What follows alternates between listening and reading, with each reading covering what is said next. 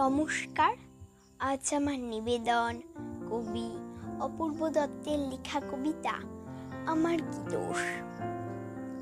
ক লিখতে কলম ভাঙিস, খ লিখতে খড়, 4 বছর এক ক্লাসে শুনলে মেজাজ গরম।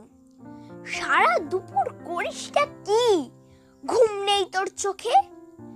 এত বকি তবু কি তোর মাথায় কিছু ঢোকে? এই শুনে রাখ, লাস্ট ওয়ার্নিং, সময় দিলাম 6 মাস, এর মধ্যে শিখতে হবে সন্ধি এবং সমাস। 6 মাস শুনেই আনন্দেতে হাত তুলে নাচছো, এরপরে তো ঘুম ছোটাবে, কারো বচন বাচ্চ।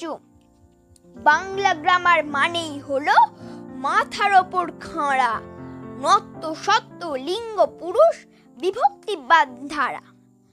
পুজোর ছুটি 2 মাস যেন নষ্ট হয় না হেলায়, ভুলেও যেন না দেখি ফের মন দিয়েছিস খেলায়।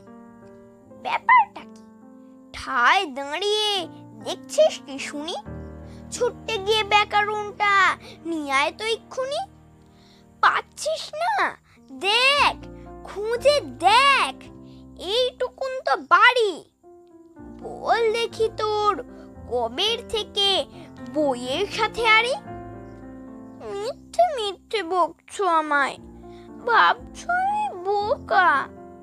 আমার কি দোষ, বই তো কবেই কেটেছে ওই পোকা। ধন্যবাদ।